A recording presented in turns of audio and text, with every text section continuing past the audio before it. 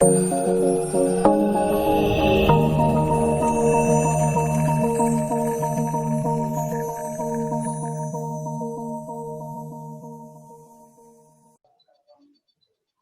Assalamualaikum warahmatullahi wabarakatuh. Baiklah, di sini kita ketemu lagi ya di mata kuliah SIM. Tentunya ya, kita sudah mulai masuk minggu ke-13.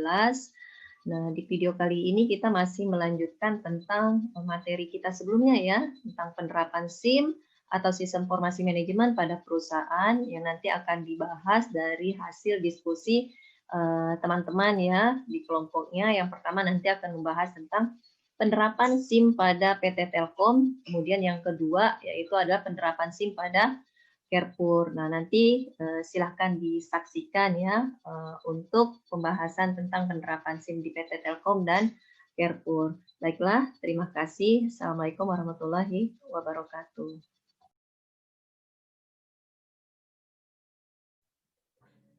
Assalamualaikum warahmatullahi wabarakatuh. Selamat siang. Apa kabar semuanya, teman-teman, Ibu? Semoga sehat selalu ya. Baiklah, di sini kami akan mempresentasikan hasil diskusi dan kerja kelompok kami. Untuk studi kasus kami adalah penerapan SIM pada PT Telkom dengan beranggota 5 orang. Yang pertama, Herlin Widyaningrum dengan NIM 1822500-122. Yang kedua, Chris Febriana Zamri dengan NIM 1822500-113.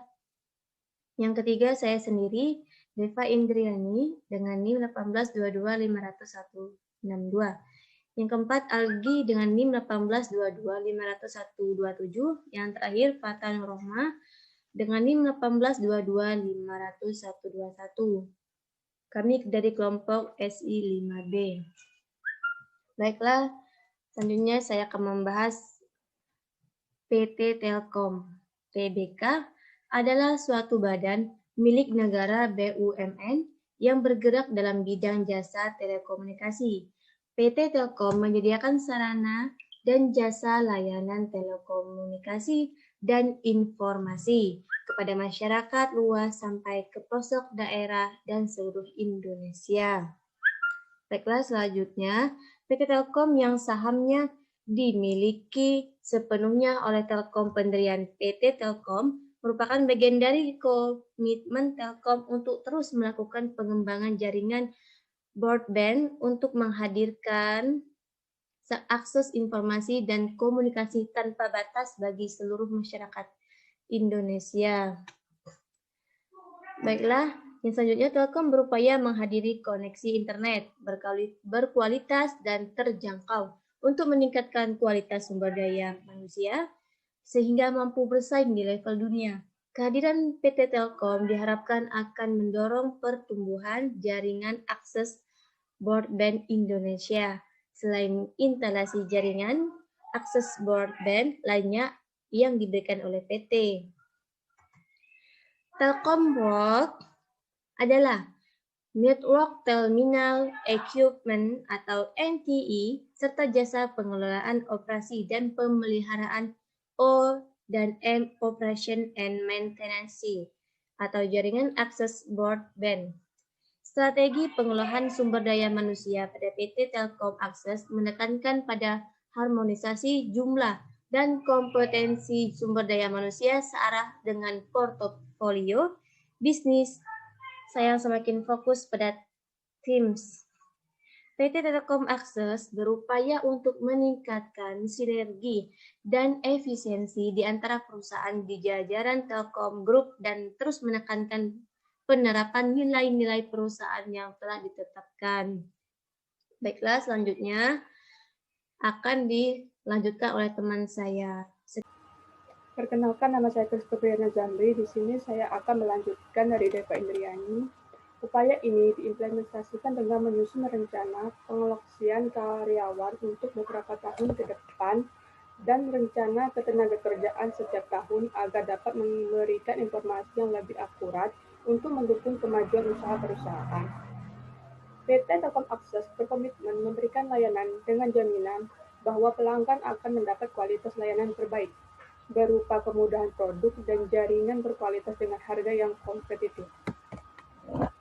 Selanjutnya, dengan demikian, yang diperlukan oleh PT Telkom adalah karyawannya bekerja dengan profesional dan loyalitas yang tinggi.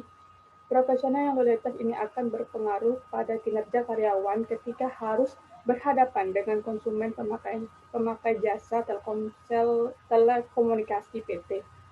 Telkom Akses PT Telkom Akses akan mengelola bisnis melalui praktek-praktek terbaik dengan mengoptimalisasikan penggunaan teknologi yang kompetitif, membangun kemitraannya yang saling menguntungkan dan saling mendukung secara sinergis serta sumber daya yang unggul.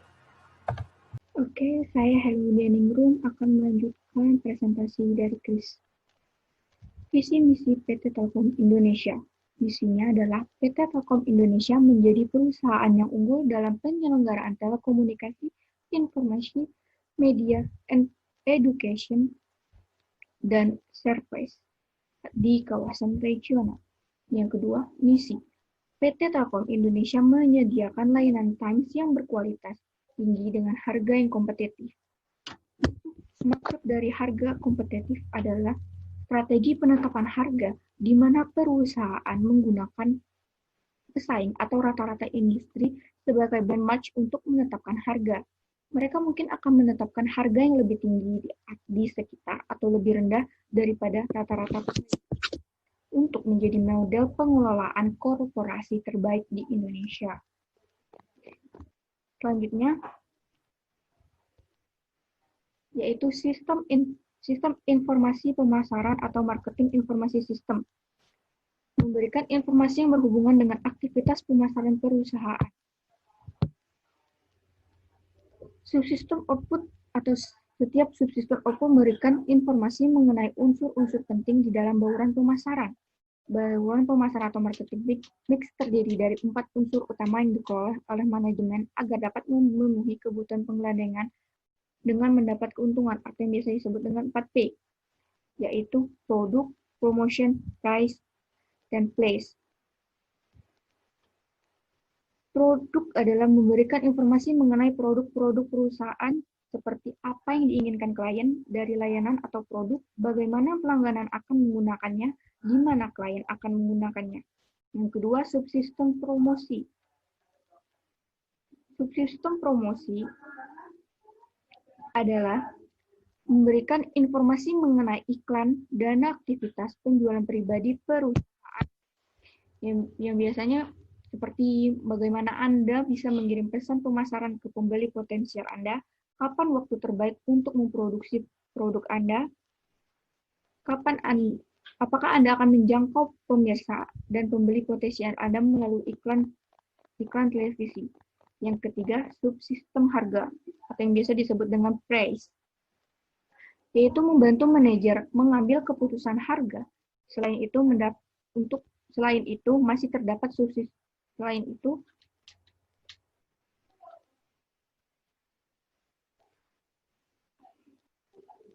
seperti Anda menanyakan berapa biaya untuk menghasilkan produk, apa nilai produk yang dirasakan pelanggan, dan dapatkah harga produk saat ini mengikuti harga produk pesaing. Yang keempat, subsistem tempat atau place promotion,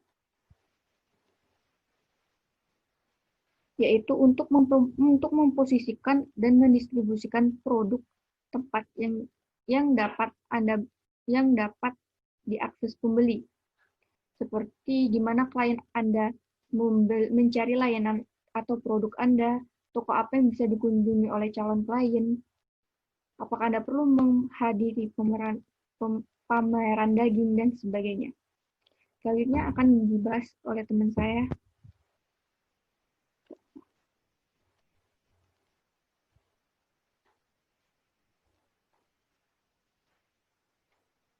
Subsistem selanjutnya yaitu adalah subsistem bauran integrasi, yaitu yang memungkinkan Para manajer mengembangkan strategi yang mempertimbangkan pengaruh gabungan dari unsur-unsur di atas. Salah satu contoh dari informasi yang diberikan oleh subsistem bauran adalah ramalan penjualan, yaitu memperhitungkan interaksi dari seluruh unsur. Selanjutnya akan dijelaskan oleh teman saya, Kata. Terima kasih. Baiklah, saya akan melanjutkan penjelasan dari teman saya, Herlin. Masing-masing subsistem output terdiri atas program-program yang terdapat di dalam koleksi perangkat lunak. Program-program ini memungkinkan pengguna mendapatkan informasi dalam bentuk laporan-laporan berkala dan khusus. Hasil dari simulasi matematis, komunikasi elektronik, dan saran ekosistem berbasis pengetahuan. Pengguna meliputi manajer-manajer perusahaan yang memiliki kepentingan dengan aktivitas pemasaran perusahaan. Basis data. Data yang digunakan oleh subsistem output berasal dari basis data. Basis data dipopulasikan dengan data yang berasal dari 3 subsistem output. Lanjutan dari sistem informasi pemasaran. Subsistem input. Sistem pemrosesan transaksi mengumpulkan data dari sumber-sumber internal dan lingkungan lalu memasukkannya ke dalam basis data. Kita telah mengamati pengumpulan data ini dalam pembahasan mengenai sistem distribusi. Subsistem riset pemasaran marketing research subsistem juga mengumpulkan data internal dan lingkungan dengan melakukan studi-studi kasus. Subsistem inteligensi pemasaran atau marketing intelligence subsistem. Pengumpulan data lingkungan yang berfungsi untuk menjaga manajemen tetap terinformasi mengenai aktivitas para pesaing dan pelanggan perusahaan dan unsur-unsur lain yang dapat mempengaruhi operasi pemasaran. Saya akan melanjutkan menjelaskannya materi yang sudah disampaikan sebelumnya. Oke, di sini ada sistem informasi manufaktur atau manufacturing information system, memberikan informasi kepada seluruh manajer perusahaan yang berkaitan dengan operasi manufaktur perusahaan. Sebagaimana diilustrasikan, sistem informasi manufaktur dengan menggunakan format yang sama seperti HRIA dan MKIA, subsistem rekayasa industri terdiri dari aktivitas-aktivitas yang dilakukan oleh para teknisi industri atau industri engineering (EA) yang melakukan studi atas operasi manufaktur untuk memastikan keefisiennya. 4 subsistem output memberikan laporan atas subjek-subjek yang sangat besar kepentingannya dalam manufacturing produksi, persediaan mutu, dan biaya. Selanjutnya ada sistem informasi eksekutif atau bisa juga disebut dengan Executive Information System atau EIA. Adalah suatu sistem yang memberikan informasi kepada para manajer di tingkat yang lebih tinggi atas kinerja perusahaan secara keseluruhan. Dipergunakan pula istilah sistem pendukung eksekutif atau Executive Support System, bisa juga disingkat dengan ESS. Teknologi informasi merupakan saran pendukung yang memiliki posisi penting dalam kemajuan perusahaan. Berikut contoh teknologi informasi yang digunakan oleh PT Telkomsel Indonesia. Yang pertama ada software. Di dalamnya ada UCTV, UCTV OS, Telkomsel Indonesia AR, Telkomsel Solution AR, BVID, Indohome Store, Not Dinas Mobile Telkom, Telkom API, DNS Telkom, dan itu semua ada 9. Sedangkan yang hardware ini ada 4. Yang pertama ada menara BTS, yang kedua ada SIM card, ketiga ada kabel fiber optik, yang keempat ada kabel UTP atau kabel telepon. Terima kasih. Assalamualaikum warahmatullahi wabarakatuh. Kami dari Kelompok 8 ingin mempresentasikan penerapan sistem informasi di Kepur. Dan saya Misalis Kita, dan teman saya Meritzi Sandra, Jessy Sapitri, Baby Angelia, dan Dian Sanita. Penerapan sistem informasi pada Kepur. Kepur di Indonesia hadir sejak tahun 1996 dengan membuka gerai pertama di Cempaka Putih pada bulan Oktober 1998. Di Cempaka Putih, sebagai perusahaan global, PT Kepur Indonesia berusaha untuk memberikan standar pelayanan kelas dunia dalam industri retail Indonesia. Kepur Indonesia memperkenalkan konsep hypermarket dan menyediakan alternatif belanja baru di Indonesia bagi pelanggan Kepur Indonesia. Kepur menawarkan konsep one-stop shopping yang menawarkan tempat pilihan dengan produk yang beragam, harga murah, dan juga memberikan pelayanan terbaik sehingga melebihi harapan pelanggan. Saat ini Kepur sudah beroperasi di 84 gerai dan terbesar di 28 kota atau kabupaten di Indonesia. Sistem informasi pemasaran. A. Diferensiasi. Kepur memberikan jaminan dari segi harga, yaitu menggaransikan 800 item produk berlabelkan termurah setiap hari dengan harga yang lebih murah jika dibandingkan dengan tempat belanja lainnya. B. Bauran pemasaran. 1. Produk. Kepur menjual produk yang lengkap dengan beragam jenis pilihan, varian, ukuran, dan warna. Produk makanan Kepur berlabel BPOM atau Badan Pengawasan Obat dan Makanan untuk produk nasional. Berlabel PIPRT Pangan. Baiklah, di sini saya akan melanjutkan presentasi dari Anissa Rizkita. Yang kedua ada harga. Carrefour memberikan garansi 800 produk termurah dibandingkan dengan tempat berbelanja lainnya. Sistem penempatan harga yang digunakan Carrefour mengikuti ketentuan pemerintah atau harga eceran tertinggi. Namun, strategi penetapan harga yang diterapkan adalah penetapan harga di bawah harga pasar atau pricing below the market pada hari Sabtu sampai Minggu dan menawarkan harga sesuai harga pasar atau pricing at the market pada hari Senin sampai Jumat. Dan yang ketiga ada promosi. Carrefour melakukan update promosi di sosial media seminggu 1 kali dan katalog 2 minggu 1 kali. Carrefour mempunyai akun sosial media Facebook, Instagram, Twitter, dan website resmi. Dan yang keempat ada pelayanan. Terdapat 26 orang karyawan yang siap sedia pada area tertentu. Karyawan Carrefour harus menjalani masa training selama 6 bulan di Carrefour agar dapat memberikan pelayanan yang terampil, cepat, dan tanggap dan akurat.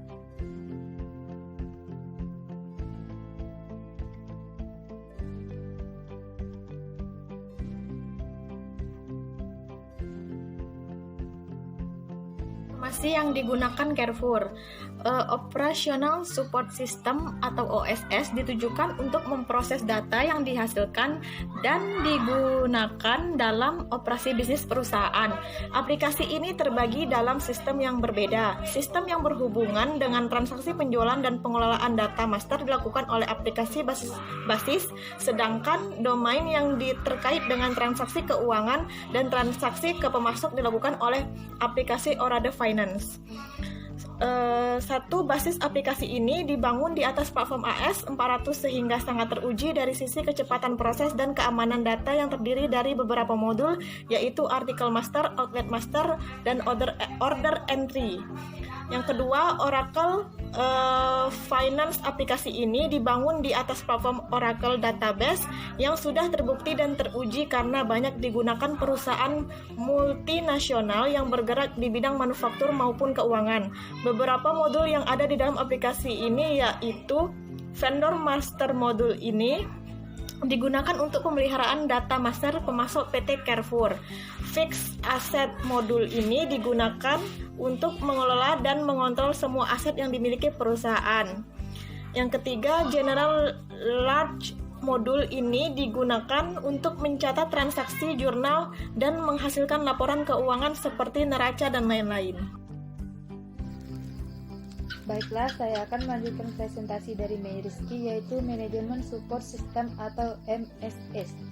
MSS ditujukan untuk melakukan dukungan dalam proses pengambilan keputusan yang efektif oleh manajer di perusahaan. Sistem pendukung manajemen di PT Carrefour terbagi menjadi 3, yaitu 1. Company Dashboard. Aplikasi ini merupakan bagian dari sistem informasi eksekutif karena menyediakan informasi penting dari sumber internal dan eksternal yang mudah digunakan para eksekutif dan manajer. Informasi yang disediakan terdiri dari beberapa Key Performance Indicator atau KPI semua departemen dan disajikan dalam satu laporan agar memudahkan eksekutif dan manajer dalam proses pengambilan keputusan. Ada sekitar 30 KPI yang terbagi dalam masing-masing departemen, yaitu sales, marketing, manufaktur, logistik, IT, dan customer service. Yang kedua, Person S-Based.